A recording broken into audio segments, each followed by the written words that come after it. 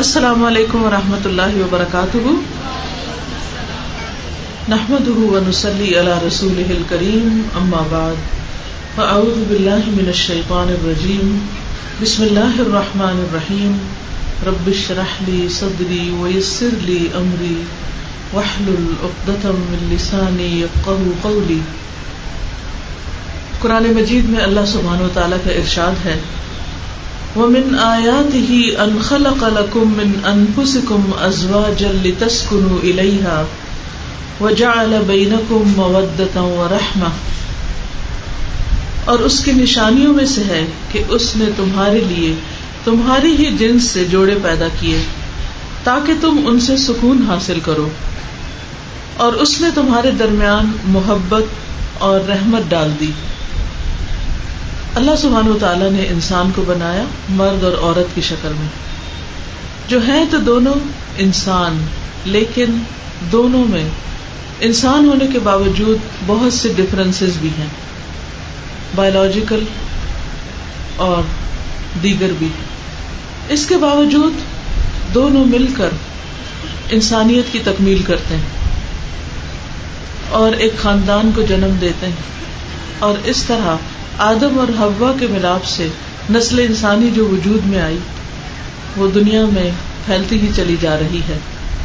اللہ سبحانہ وتعالیٰ ایک خاص تناسب کے ساتھ مردوں اور عورتوں کو پیدا کرتا چلا جا رہا.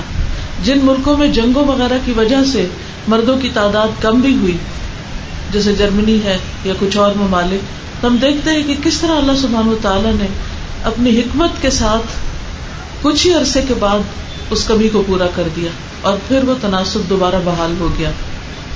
اللہ سبحانہ وتعالیٰ نے دونوں کو ایک دوسرے کا ہمدرد، ایک دوسرے کے لیے خوشی کا باعث، محبت اور رحمت کا ذریعہ بنایا، اور اس باہمی تعلق کے لیے نکاح کو بنیاد بنایا. یعنی مرد اور عورت دونوں جب نکاح کے رشتے میں ایک دوسرے کے ساتھ ملتے ہیں یا جڑتے ہیں تو اس وقت یہ رشتہ ایک انتہائی خوبصورت رشتہ ہے، جس کو اللہ سبحانہ وتعالیٰ نے جہاں ایک طرف محبت اور رحمت کا ذریعہ بنایا، دوسری طرف اسے ایک قانونی حیثیت بھی دی تاکہ دونوں کے حقوق کو پروٹیکٹ کیا جا سکے. یہاں پر اللہ سبحانہ وتعالیٰ سورۃ الروم کی آیت نمبر 20 میں اس تعلق کو اپنی ایک نشانی قرار دیتا ہے کہ انسان اس پر جتنا بھی غور کرے، حیرت انگیز طور پر دونوں کی الگ الگ خصوصیات سامنے آتی ہیں. پھر دونوں ایک دوسرے کے لیے سکون کا باعث ہوتے ہیں، دونوں کے لیے ایک دوسرے کے دل میں کشش پیدا ہوتی ہے اور ایک دوسرے سے محبت، اور پھر جو ہی زندگی آگے گزرتی چلی جاتی ہے، بڑھتی چلی جاتی ہے، جوانی سے بڑھاپے کی طرف آتے ہیں تو بھی ایک دوسرے کے لیے کیئر اور ایک دوسرے کے لیے ہمدردی اور انسان کو ایک دوسرے کی ضرورت محسوس ہوتی. اللہ تعالیٰ چاہتا تو انسانوں کو بھی اسی طرح پیدا کر دیتا ہے، جیسے درختوں پر پھل لگتے ہیں یا زمین سے کچھ سبزیاں اگتی ہیں تو انسان بھی کسی نہ کسی طریقے سے پیدا ہو ہی جاتے. لیکن اللہ تعالیٰ نے ان دونوں کو ایک دوسرے کے لیے اس طرح کمپیٹیبل بنایا کہ ان دونوں کے ملاپ سے ہی انسانیت وجود میں آئی، اور یہی اس کی بہت بڑی نشانی ہے. اب ہوتا یہ ہے کہ جب نکاح کے رشتے میں شادی کے بعد ایک دوسرے کے ساتھ دونوں کا نباہ شروع ہوتا ہے تو ظاہر ہے کہ مرد مرد ہے اور عورت عورت ہے، دونوں کے مزاج میں فرق ہے. تو خوشگوار ازدواجی زندگی کے لیے بہت ضروری ہے کہ دونوں یعنی مرد اور عورت ایک دوسرے کے مزاج کو سمجھنے والے، ایک دوسرے کی نفسیات کو سمجھنے والے، ایک دوسرے کی ضرورت کو سمجھنے والے، ایک دوسرے کی تکلیف کو سمجھنے والے، اور اس کے مطابق ایک دوسرے کے ساتھ بہترین معاملہ کرے. عام طور پر انسان چونکہ خود غرض ہے، وہ اپنا فائدہ چاہتا ہے، تو ہوتا یہ ہے کہ ہر فریق کی دوسرے سے توقعات بہت ہوتی، ایکسپیکٹیشنز ہوتی. ہر ایک یہ چاہتا ہے کہ دوسرا اس کا خیال زیادہ رکھے، دوسرے کو کیئر کرنی چاہیے، دوسرے کے اندر ہمدردی زیادہ ہونی چاہیے، جس کا نتیجہ یہ ہوتا ہے کہ بعض اوقات جب توقعات زیادہ ہوتی ہیں اور وہ پوری نہیں ہوتی تو مشکلات بھی پیدا ہوتی، پھر ڈس اپوائنٹمنٹ ہوتی، پھر ایک دوسرے سے ناراضگیاں ہوتی ہیں، بعض اوقات ناراضگیاں حد سے زیادہ بڑھ جاتی ہیں.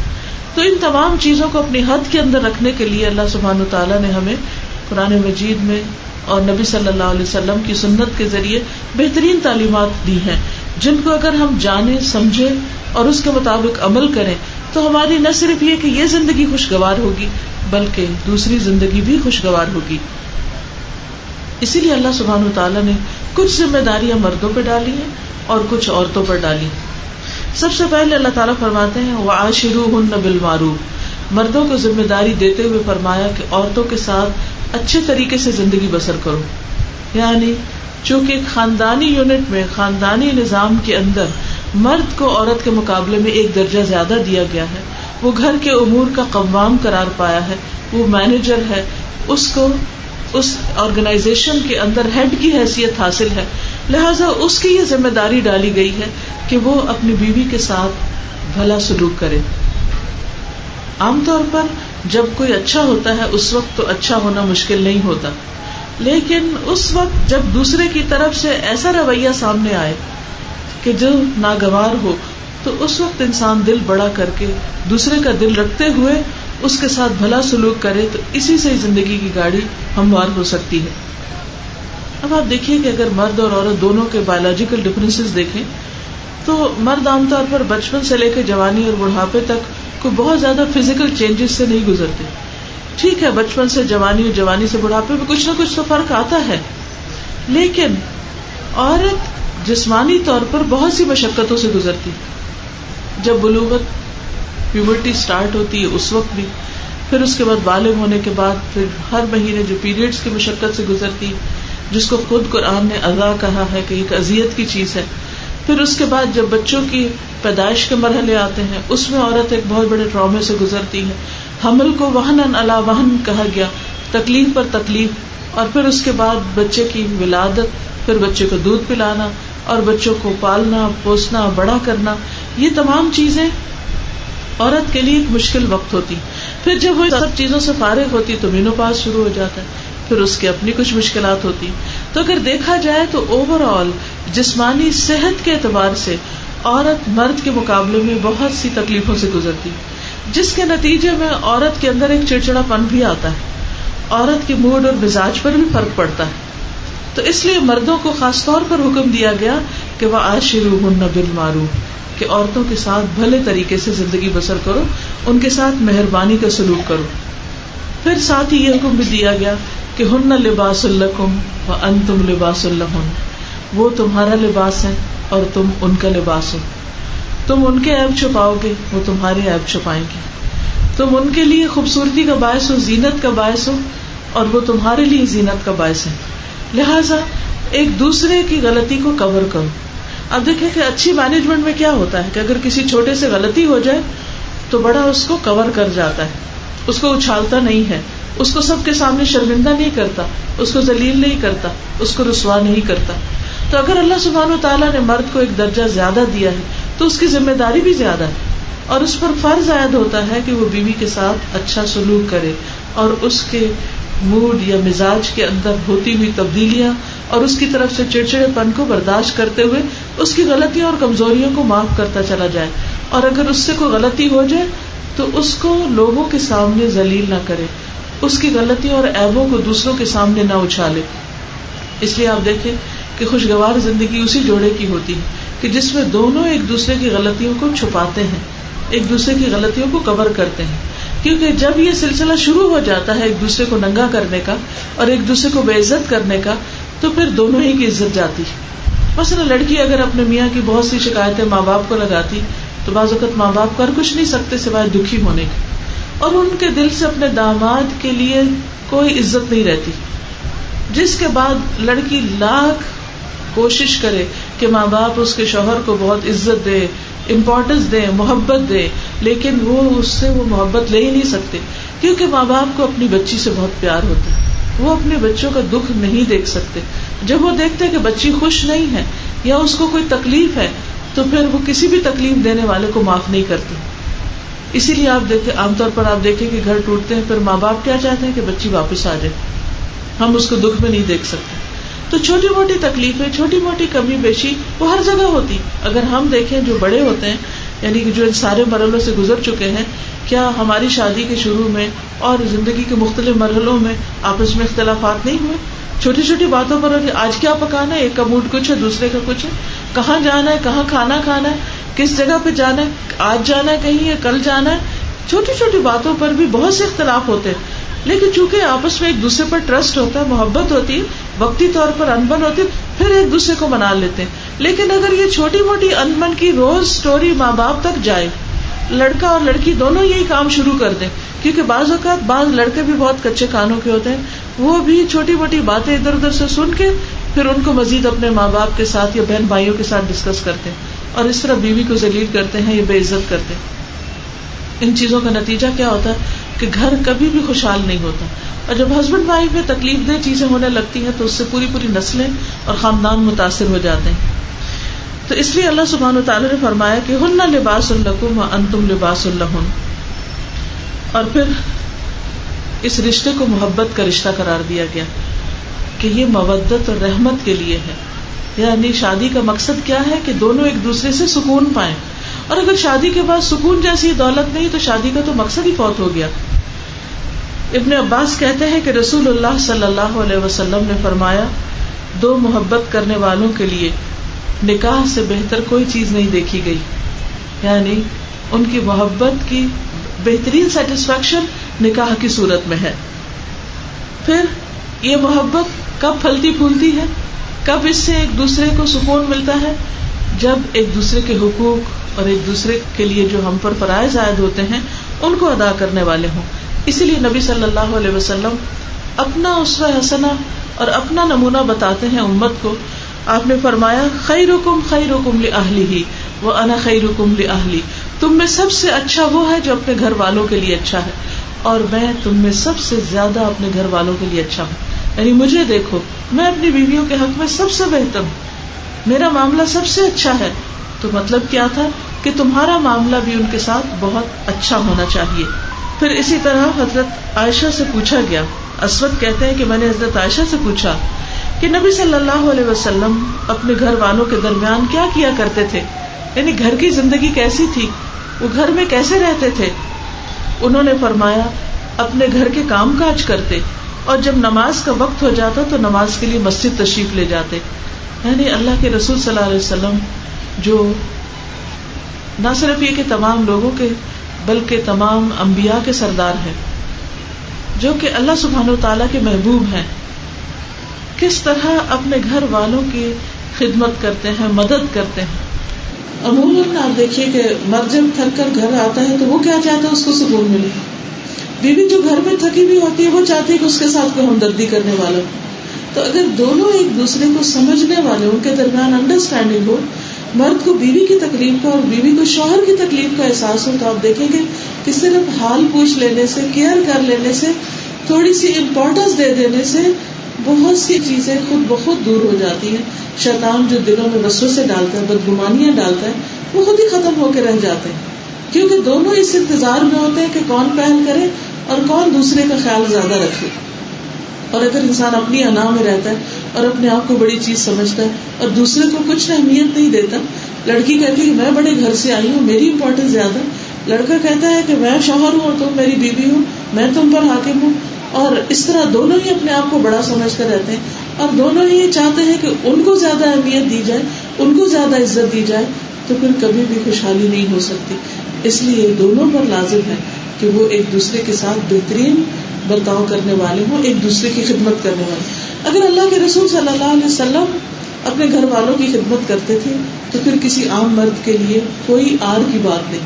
ٹھیک ہے, ہمارے یہاں تو اگر کوئی مرد چھوٹا موٹا بھی کام کر لے, پانی اٹھ کے خود پی لے, تو اس کو بھی بعض گھرانوں میں مائنڈ کیا جاتا ہے اور کہتے ہیں کہ ضم مرید ہے. اور اسی طرح اگر وہ بیوی کی کیئر کر لے, بیمار ہے, حال پوچھ لے, یا ڈاکٹر کے پاس لے جائے, تو اس میں بھی بعض گھروں میں مائنڈ کر لیا جاتا ہے.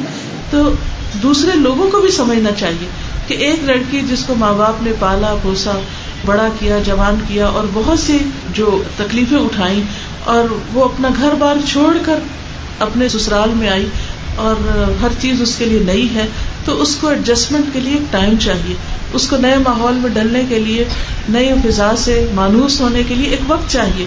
اور قبل از وقت اس سے بہت ساری توقعات رکھنا بھی مشکل ہوتا ہے, کیونکہ بعضوں کے بچیوں کی شادی بہت چھوٹی عمر میں ہو جاتی ہے اور اس کے مقابلے میں ساس جو ہے وہ عمر گزار چکی ہوتی, اس کو ذمہ داریاں نبھانی آ چکی ہوتی, تو دونوں کو ایک دوسرے سے کمپیئر نہیں کرنا چاہیے اور بہت جلدی ہمت نہیں ہار جانی چاہیے کہ اس لڑکی کو تو کچھ نہیں آتا اور اس کو تو ہم نہیں رکھ سکتے, اس کو تو چائے بھی بنانی نہیں آتی, یا چائے سرو کرنی نہیں آتی, یا اس کو گھر ٹھیک سے رکھنا نہیں آتا.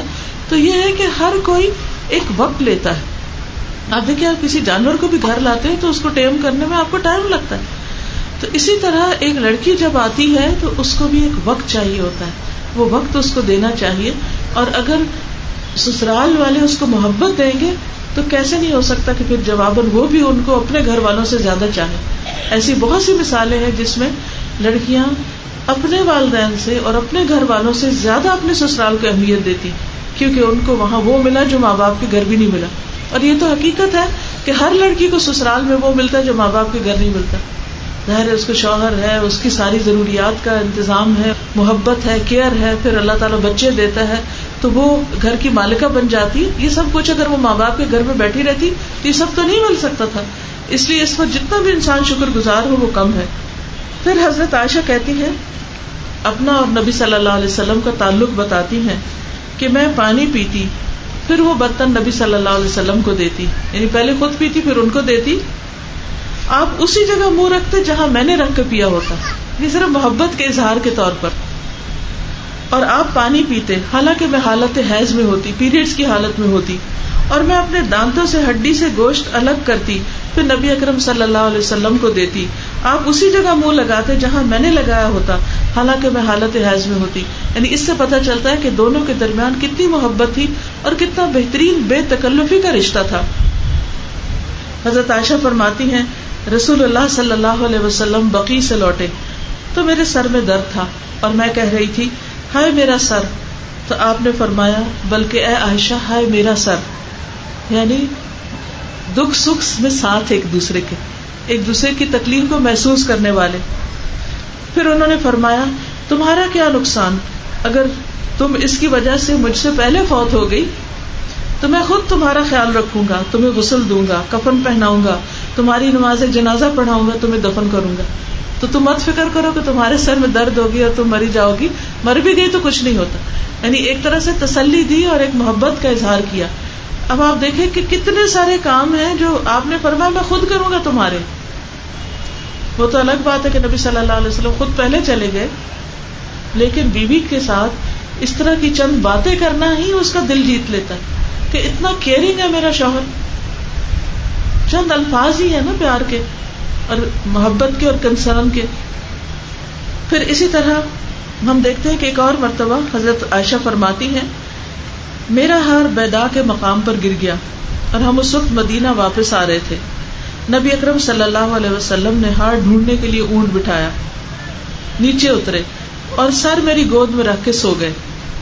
اتنے میں ابو بکر آئے, انہوں نے مجھے زور سے کچوکا لگایا اور کہنے لگے ایک ہار کے لیے تو نے سارے لوگوں کو روک دیا. ہر چند کے درد ہوا لیکن رسول اللہ صلی اللہ علیہ وسلم کے آرام کے خیال سے میں مردے کی طرح ساکت رہی. اب آپ دیکھیں دونوں ایک دوسرے کا کتنا خیال رکھ رہے ہیں. حالانکہ ایک مہم تھی جس پر نبی صلی اللہ علیہ وسلم ان کو ساتھ لے کر گئے تھے, لیکن انہوں نے ہار پہنا ہوا تھا. اس سے پتہ چلتا ہے کہ وہ اپنی زیب و زینت کا کس طرح اہتمام کرتی تھی. اب وہ یہ ہوا کہ راستے میں ہار گم گیا. اب ہار ڈھونڈنے کے لیے آپ نے اونٹ کو بٹھا دیا اور سارا لشکر روک دیا. اب ہار ڈھونڈ رہے ہیں اور نماز کا وقت ہو گیا, پانی نہیں ہے اور ہر طرف ایک پریشانی ہے.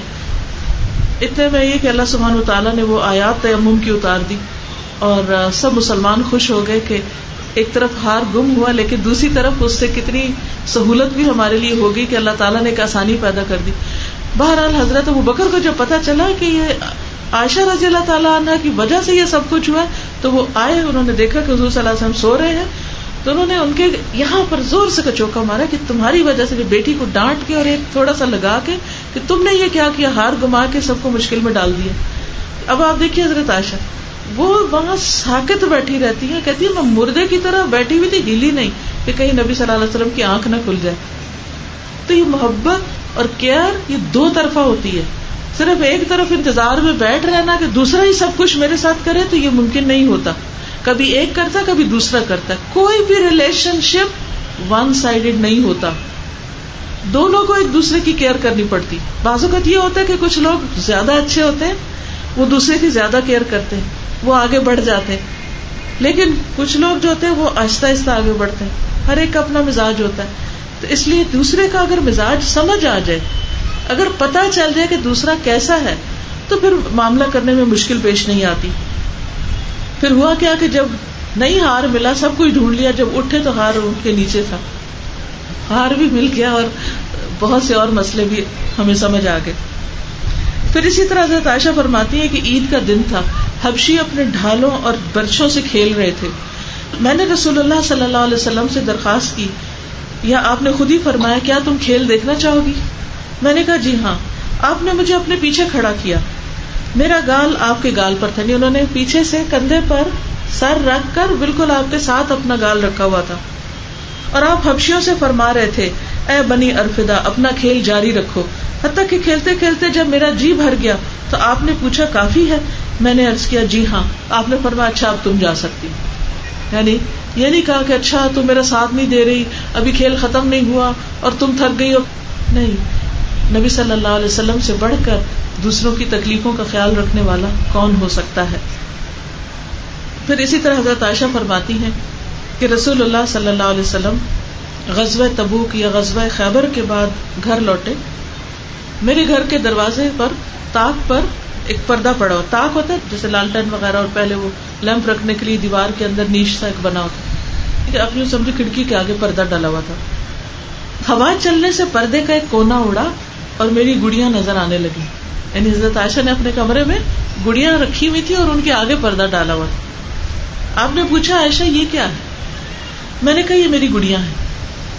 آپ نے ان گڑیوں کو دیکھا تو ان میں ایک گھوڑا بھی رکھا ہوا تھا جس کے کپڑے کے 2 پر تھے، اڑنے والا گھوڑا. آپ نے فرمایا اس کے اوپر یہ کیا ہے؟ گھوڑے کے اوپر کیا لگا ہوا ہے؟ میں نے کہا یہ 2 پر ہیں.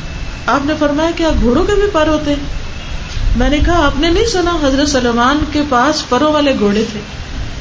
آپ کو معلوم ہے نا قرآن مجید میں آتا ہے کہ وہ گھوڑوں پر بیٹھ کر باقاعدہ اڑ کر ایک جگہ سے دوسری جگہ جاتے. آج کے دور میں ہم ہوائی جہاز پہ بیٹھ کے بڑے خوش ہوتے ہیں، تو کئی ہزار سال پہلے اللہ سبحانہ و تعالیٰ نے اپنے ایک نبی کو گھوڑوں کے ذریعے اڑنے کی صلاحیت بخشی تھی. کہتے کہ آپ کو نہیں پتا کہ حضرت سلیمان کے گھوڑوں کے پر تھے. یہ سن کر حضور صلی اللہ علیہ وسلم ہنس پڑے، یہاں تک کہ آپ کی داڑھیں دکھائی دینے لگی. تو اس سے یہ پتا چلتا ہے کہ گڑیوں سے، کھلونوں سے بچے کھیل سکتے ہیں. ایون اگر کسی کو بڑے ہو کر بھی گڑیا کھیلنے کا شوق ہے تو اس کے لیے بھی منع نہیں ہے. لیکن یہ ہے کہ گڑیا وغیرہ سامنے ڈیکوریٹ نہیں کرنی چاہیے، ان کو چھپا کر رکھنا چاہیے، کیونکہ جس گھر میں بت ہوتے ہیں وہاں پر رحمت کے فرشتے نہیں آتے. تو ہم میں سے کون ایسا ہے جس کو رحمت نہیں چاہیے؟ تو کوئی پتہ نہیں کہ کس وقت ہماری جان لینے والے فرشتے آ جائیں. تو پھر کون سے فرشتے آئیں گے اگر ہم نے اپنے بیڈ رومز میں بت رکھے ہوئے ہیں یا تصویریں لٹکائی ہوئی ہیں؟ پھر یہ کہ نماز بھی نہیں ہوتی جہاں تصویریں ہوتی ہیں. بعض اوقات ہم بیڈ روم میں ہی نماز پڑھتے ہیں، تو اگر وہاں پر کچھ بھی ہو تو ان چیزوں کو ہٹا دینا چاہیے. اس کے بغیر بھی بڑی اچھی ڈیکوریشن ہو جاتی. بہت سے لوگ جنہوں نے اپنی ڈیکوریشنز کو کیلیگرافی اور خوبصورت پھولوں اور پھلوں وغیرہ کے آرٹ سے ڈیکوریٹ کیا ہے تو وہ بھی بہت اچھا لگتا ہے. تو بہرحال اگر بچوں کے کھلونے وغیرہ ہوں تو رات کے وقت ان کے اوپر کوئی چادر دے دیں، کوئی کپڑا دے دیں، یا اسی طرح کی جگہ بنائیں کہ جہاں پر وہ اندر رکھے ہوئے اور اس کے آگے کپڑا لٹکا ہوا ہو. یہاں ایک اور بات بھی پتہ چلتی ہے کہ نبی صلی اللہ علیہ وسلم نے یہ نہیں کہا کہ اب تو تمہاری شادی ہو گئی ہے اور تم بڑی ہو گئی ہو اور اب تم گڑیا کھیلنا چھوڑو اور اپنے بچپنے سے نکلو. نہیں، اگر بیوی کی کچھ خاص ہابیز ہیں، کسی کو پینٹنگ کا شوق ہے، کسی کو کسی اور چیز کا شوق ہے، تو مرد کے لیے کیا حکم ہے کہ وہ بیوی کے ان شوقوں کا خیال رکھے اور اس کو اس کی اجازت دے. کیونکہ ہر انسان ایک انسان ہے اور ہر انسان کے شوق مختلف ہوتے ہیں، ٹیلنٹ بھی فرق ہوتے ہیں اور دلچسپیاں بھی مختلف ہوتی ہیں. ہر ایک پڑھنے لکھنے والا نہیں ہوتا اور بعض اوقات پڑھ لکھ کر انسان تھک جاتا ہے تو اس کا دل چاہتا ہے کچھ اور کرے. تو ہمارا دین فطرت ہے، وہ ہماری روحانی ضروریات بھی پوری کرتا ہے، جسمانی بھی پوری کرتا ہے، جذباتی بھی کرتا ہے، ایموشنل نیڈس کو بھی فلفل کرتا ہے، سوشل نیڈس کو بھی فلفل کرتا ہے. اور ان سب چیزوں کو اگر صحیح طریقے سے کیا جائے تو اس میں ہمارے لیے اجر ہی اجر ہے، ثواب ہی ثواب ہے. تو نبی صلی اللہ علیہ وسلم نے ان کو کھیلنے سے منع نہیں کیا، لیکن اس کا یہ مطلب نہیں تھا کہ حضرت عائشہ ہر وقت کھیلتی رہتی تھی. نہیں، انہوں نے چھوٹی عمر میں جو علم حاصل کیا وہ بڑے ہو کر امت کے بڑے بڑے مردوں سے بھی زیادہ آگے بڑھ کر انہوں نے سب کو سکھایا. پھر ایک اور روایت میں ہے کہ حضرت عائشہ کہتی ہیں کہ میں نبی اکرم صلی اللہ علیہ وسلم کے ہاں گڑیوں سے کھیلا کرتی تھی اور میری بہت سی سہیلیاں بھی میرے ساتھ کھیلتی تھی. جب حضور صلی اللہ علیہ وسلم گھر تشریف لاتے تو وہ چھپ جاتی, آپ انہیں تلاش کر کے میرے پاس بھیجتے, پھر وہ میرے ساتھ کھیلتی تھی. یعنی اس سے یہ پتہ چلتا ہے کہ آپ صلی اللہ علیہ وسلم کو کوئی اعتراض نہیں ہوتا تھا کہ حضرت عائشہ کی فرینڈز آئیں اور وہ ان کے ساتھ کھیلیں. لیکن اگین ہر چیز اپنی لمٹ کے اندر اچھی ہوتی ہے. یہ نہیں کہ انسان ہر وقت فرینڈز میں رہے اور گھر والوں کو ٹوٹلی اگنور کر دے, پھر اس کی وجہ سے مشکلات پیدا ہوتی. حضرت عائشہ رضی اللہ تعالی عنہا سے روایت ہے کہ وہ ایک سفر میں نبی اکرم صلی اللہ علیہ وسلم کے ساتھ تھیں. وہ فرماتی ہیں میں نے آپ کے ساتھ دوڑ کا مقابلہ کیا تو میں آپ سے بہت آگے نکل گئی. پھر جب میرا جسم بھاری ہو گیا تو ایک بار پھر ہم نے مقابلہ کیا دوڑ کا, تو نبی صلی اللہ علیہ وسلم مجھ سے آگے نکل گئے. تو آپ نے فرمایا یہ جیت اس دن کا بدلہ ہے, یعنی وہ دن جب تم مجھ سے جیت گئی تھی آج میں تم سے جیت گیا.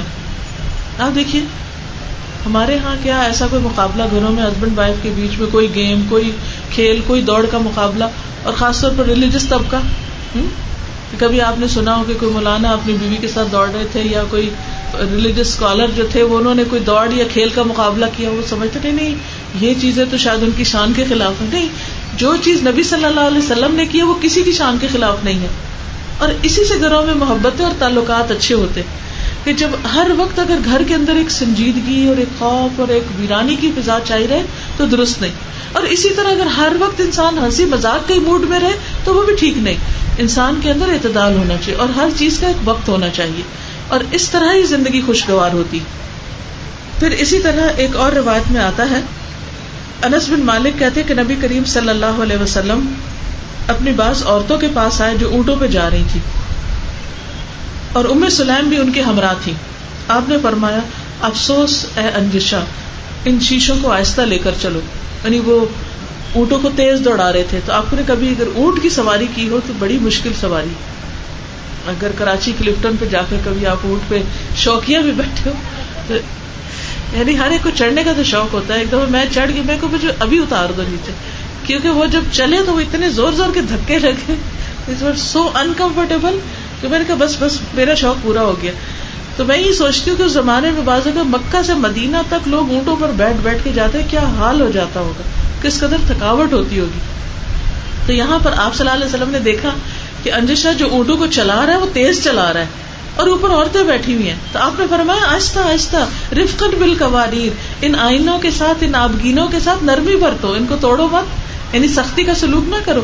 ایون یعنی کہ ڈرائیونگ میں یا کسی بھی چیز میں, کیونکہ عورت کی کنڈیشنز فرق ہوتی, ویسے بھی نرم و نازک ہوتی ہے, تو اس لیے ان چیزوں تک آپ کی نظر ہوتی تھی. اب دیکھیے کہ ہم عام طور پر اگر کسی کو تکلیف ہو رہی ہو تو ہمیں خیال نہیں ہوتا کہ یہ کہاں بیٹھا ہے, کیسے کھڑا ہے, کیا اس کو ہمیں اس کا خیال کرنا ہے. لیکن نبی صلی اللہ علیہ وسلم ہر معاملے میں اتنی گہرائی سے دیکھتے تھے کہ آپ کو دوسروں کے دکھ درد, اس کی تکلیف اور پریشانی کا پورا احساس ہو جاتا.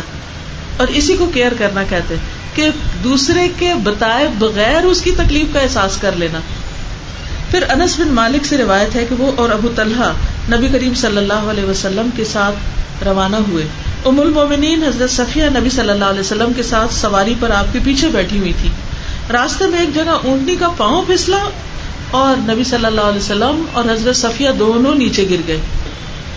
انس کہتے ہیں میرے خیال میں ابو طلحہ نے تقریباً اپنے آپ کو سواری سے گرا دیا, یعنی وہ فوراً نیچے اترے اور رسول اللہ صلی اللہ علیہ وسلم کی خدمت میں حاضر ہو گئے. اللہ کے نبی صلی اللہ علیہ وسلم, اللہ مجھے آپ پر قربان کرے, کیا آپ کو کوئی چوٹ تو نہیں آئی؟ آپ نے فرمایا نہیں. عورت کی طرف دھیان دو, پہلے ان کو دیکھو, یعنی مجھے چھوڑو ان کو دیکھو. چنانچہ ابو طلحہ نے اپنے چہرے پہ کپڑا ڈال لیا اور ام المومنین کی طرف بڑھے, پھر اپنا کپڑا ان پر ڈال دیا. اس کے بعد وہ کھڑی ہو گئی. ابو طلحہ نے پالان کی سواری کو دونوں کے لیے مضبوطی سے باندھا تو نبی صلی اللہ علیہ وسلم اور حضرت صفیہ دوبارہ اونٹ پر سوار ہو گئے. یعنی کس طرح آپ اپنے مقابلے میں اپنی بیویوں کو ترجیح دیا کرتے تھے. پھر اسی طرح ایک اور واقعہ حضرت عائشہ سے روایت ہے کہ رسول اللہ صلی اللہ علیہ وسلم نے مجھ سے فرمایا میں جان لیتا ہوں جب تم مجھ سے خوش ہوتی ہو اور جب تم مجھ سے ناراض ہوتی ہو. یعنی مجھے خود ہی پتا چل جاتا ہے کہ اب تم مجھ سے خوش نہیں. میں نے پوچھا آپ کیسے جان لیتے ہیں؟ آپ نے فرمایا جب تم مجھ سے خوش ہوتی ہو تو کہتی ہو محمد کے رب کی قسم, اور جب مجھ سے ناراض ہوتی ہو تو کہتی ہوں ابراہیم علیہ السلام کے رب کی قسم، پھر تو میرا نام نہیں لیتی. حضرت عائشہ کہتی ہے میں نے کہا بے شک آپ سچ کہتے ہیں، اللہ کی قسم ہے اللہ کے رسول صلی اللہ علیہ وسلم غصے میں صرف زبان سے آپ کا نام نہیں لیتی، دل میں تو محبت ہوتی. تو اس سے یہ پتہ چلتا ہے کہ ہسبینڈ وائف کے درمیان محبت تو ہوتی ہے، لیکن چھوٹی موٹی ایک دوسرے سے ناچاکی، چھوٹی چھوٹی ایک دوسرے کے ساتھ چڑچڑا پن یا کوئی ناراضگی کی بات کرنا یا تھوڑی دیر کے لیے موڈ آف کر لیں، اٹس ویری نیچرل، لیکن اس کو پرولونگ نہیں کرنا چاہیے، دلوں میں بغض نہیں ہونا چاہیے. The most important thing is کہ دل صاف ہونے چاہیے، ایک دوسرے پر ٹرسٹ ہونا چاہیے، ایک دوسرے کے لیے اچھے جذبات ہونے چاہیے اور ایک دوسرے کو معاف کرتے رہنا چاہیے، کیونکہ جو لوگ معاف کرتے رہتے ہیں ان کے تعلقات پھر سے ٹھیک ہو جاتے ہیں، اور جو معاف نہیں کرتے اور انتقام کی آگ اپنے دل میں رکھتے ہیں وہ کبھی بھی خوش نہیں رہ سکتے. حضرت عائشہ سے روایت فرماتی ہے کہ ایک رات میں نے رسول اللہ صلی اللہ علیہ وسلم کو اپنے پاس نہ پایا تو میں سمجھی شاید آپ کسی اور بیوی کے پاس چلے گئے.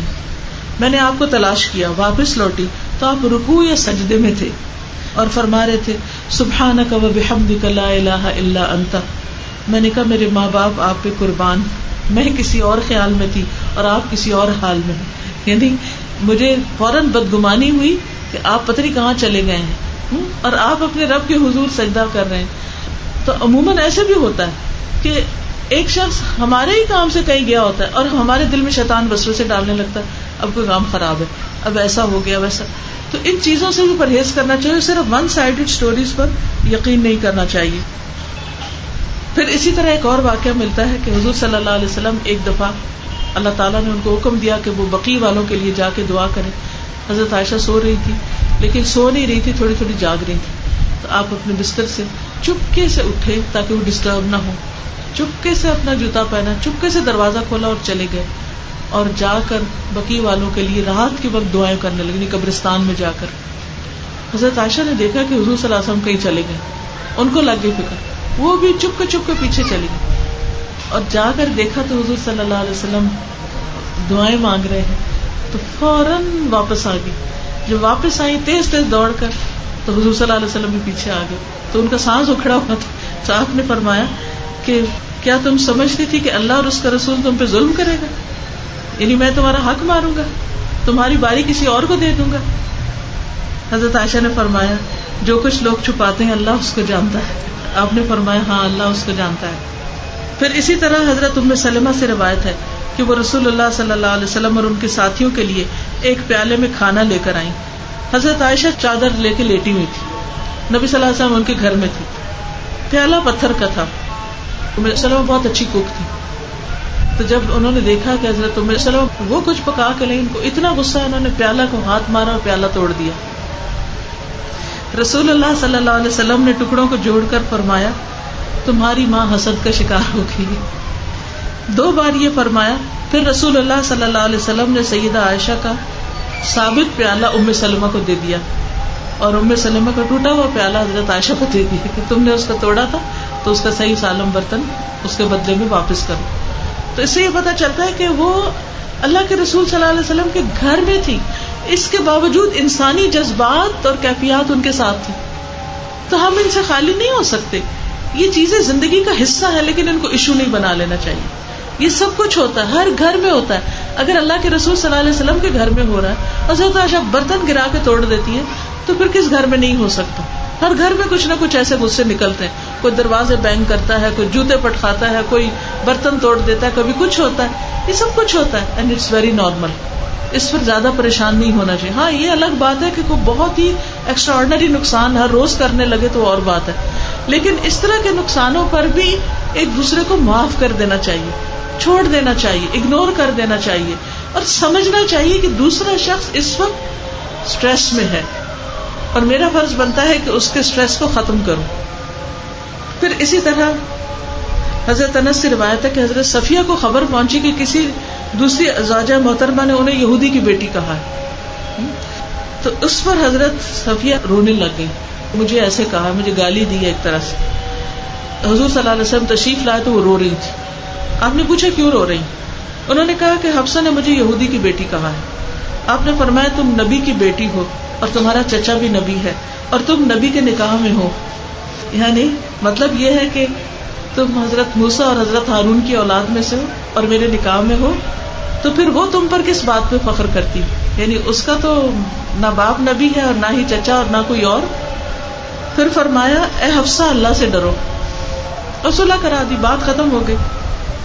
پھر اسی طرح حضرت عائشہ فرماتی ہے کہ حضور صلی اللہ علیہ وسلم جب بھی حضرت خدیجہ کا ذکر کرتے تو بہت زیادہ ان کی تعریف کرتے، ان کی بہت خوبیاں بیان کرتے.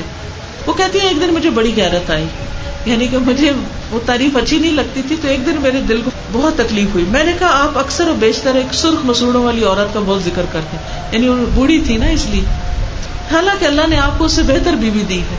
آپ نے فرمایا اللہ نے مجھے اس سے بہتر بیوی نہیں دی، وہ مجھ پر اس وقت ایمان لائی جب سب لوگوں نے میرا انکار کیا، اس نے اس وقت میری تصدیق کی جب لوگوں نے مجھے جھٹلایا، اس نے اپنے مال و دولت سے میری مدد کی جب دوسروں نے مجھے محروم کر دیا، اور اللہ تعالیٰ نے اس سے مجھے اولاد سے بھی نوازا جبکہ دوسری بیویوں سے اولاد نہیں ہوئی.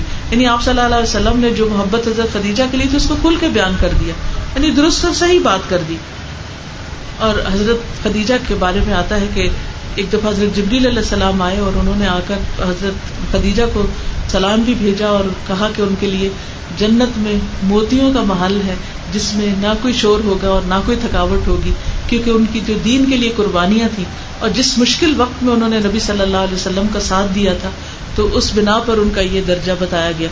بہرحال خلاصہ اس بات کا یہ ہے کہ ہم سب انسان ہیں اور ہم سب نے انسانوں کے ساتھ ہی گزارا کرنا ہے، اور اس گزارے میں مشکلات ضرور ہوتی ہیں، لیکن دل بڑا کرنے کی ضرورت ہے اور ایک دوسرے کا حق دینے کی ضرورت ہے اور اگنور کرنے کی اور اچھے وقت کا صبر کے ساتھ انتظار کرنے کی.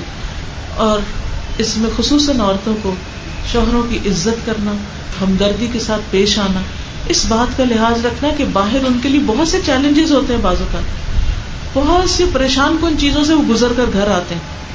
اللہ نے شادی کا رشتہ ہی اس لیے بنایا تاکہ دونوں ایک دوسرے سے سکون پائیں، اور اگر دونوں ایک دوسرے کو دے کر موڈ ہی آف کر لے تو پھر تو مقصد فوت ہو جاتا ہے. اس لیے اگر ایک کا موڈ آف ہے تو دوسرا دل تھامے رکھے، وہ اپنا آف نہیں ہونے دے، تو اس کے مسکرانے سے، اس کے اچھی بات سے دوسرا بھی ٹھیک ہو جائے گا، کیونکہ وہ انسان ہے. تو اللہ تعالیٰ سے دعا ہے کہ وہ ہمارے گھروں کو سکون سے بھر دے اور ہمیں اپنے شوہروں کے لیے باعث سکون بنائے اور انہیں ہم سے سکون عطا کرے اور انہیں ہمارے لیے خوشی کا ذریعہ بنائے. اور اللہ سبحانہ و تعالیٰ ان گھروں کو سلامت رکھے اور ان بچیوں کو بھی، اور جو شادی ہو رہی ہے اللہ تعالیٰ اس کو بھی کامیاب کرے، اور ہم سب کو اپنے فرائض ادا کرنے کی توفیق دے، کیونکہ ہم میں سے ہر کوئی اگر اپنا فرض ادا کرے گا تو دوسرے کو حق ملتا جائے گا، اور جب دوسرے کو حق ملے گا تو انشاءاللہ تعالیٰ دوسرا اس سے بڑھ کر دینے کی فکر کرے گا. وآخر دعوانا ان الحمد للہ رب العالمین. یہ جو میں نے حدیث پڑھی ہے ساری اس کتاب میں حسن اخلاق میں موجود ہے. اگر آپ کے پاس کتاب ہے تو آپ اس میں سے خود بھی پڑھ سکتے ہیں، اپنے ہسبینڈ کے ساتھ شیئر کر سکتے ہیں کہ نبی صلی اللہ علیہ وسلم کا تعلق کیسا تھا، اور اگر نہیں ہے تو آپ لے سکتے ہیں الہدا کے اسٹال سے. انشاءاللہ ہر گھر میں کتاب ہونی چاہیے تاکہ چھوٹی چھوٹی چیزیں دوبارہ بھی پڑھ کے ریمائنڈر ہوتا رہے. تو اس دعا کر لیں. سبحان اللہ والحمد للہ ولا الہ الا اللہ واللہ اکبر ولا حول ولا قوة الا باللہ العلی العظیم. اللہم صل علی محمد وعلی آل محمد کما صلیت علی ابراہیم وعلی آل ابراہیم انک حمید مجید. اللہم بارک علی محمد وعلی آل محمد کما بارکت علی ابراہیم وعلی آل ابراہیم انک حمید مجید. ربنا آتنا فی الدنیا حسنۃ وفی الآخرۃ حسنۃ وقنا عذاب النار. ربنا لا تزغ قلوبنا بعد إذ هديتنا وهب لنا من لدنك رحمة إنك أنت الوهاب. ربنا هب لنا من أزواجنا وذرياتنا قرة أعين واجعلنا للمتقين إماما. یا اللہ پاک جو کچھ ہم نے پڑھا ہے سنا ہے، یا اللہ اس کو ہمارے لیے رہنما بنا دے اور ہمیں عمل کی توفیق عطا فرما. یا اللہ ہمارے گھروں میں خوشحالی پیدا کر دے، بہترین نباہ دے دے. یا رب العالمین ہمیں ایک دوسرے کے لیے سکون اور خوشی کا باعث بنا دے.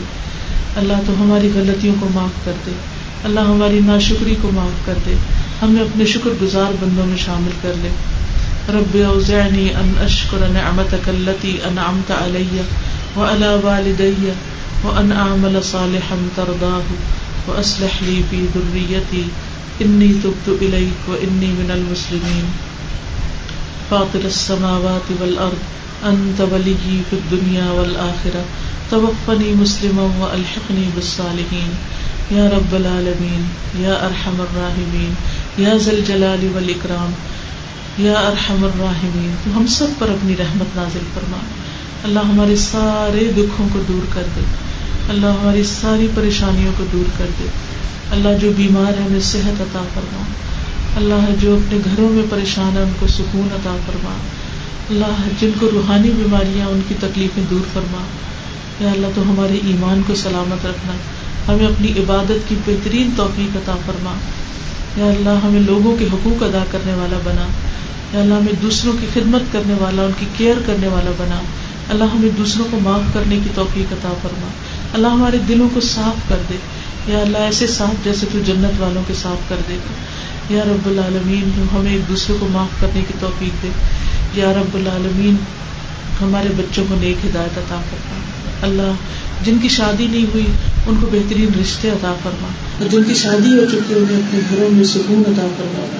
یا اللہ جن کی اولاد نہیں انہیں صالح اولاد عطا فرما، اور جن کی اولاد ہے اس اولاد کو ہدایت عطا فرما. یا رب العالمین تو ہم سب پر اپنی رحمت نازل فرما. اللہ جتنی بہنیں آئی ان کے دلوں میں جو دعائیں ہیں قبول فرما. اس گھر والوں پر اپنی رحمت نازل فرما. جن کی شادی ہونے والی ہے یا اللہ ان کے درمیان بہترین محبت اور موافقت پیدا فرما. یا اللہ تو خاندانوں کے اندر خوشیاں بکھیر دے، اور ہم سب کو اپنی آخرت کے لیے بہترین کوشش کی توفیق دے دے. اللہ ہم سب کو جنت الفردوس میں جگہ عطا فرمانا. اللہ دنیا کو ہم اتنی ہی امپورٹنس دے جس کے وہ قابل ہے، اور آخرت کو اتنی امپورٹنس دے جس کے قابل آخرت ہے. اللہ تو ہم سب پر اپنی رحمت نازل کر دے. ربنا تقبل منا انك انت السميع العليم وتب علينا انك انت التواب الرحيم وصلى الله تعالى على خير خلقه محمد وعلى آله واصحابه واهل بيته اجمعين برحمتك يا ارحم الراحمين الہی آمین. سبحانك اللهم وبحمدك اشهد ان لا اله الا انت استغفرك واتوب اليك.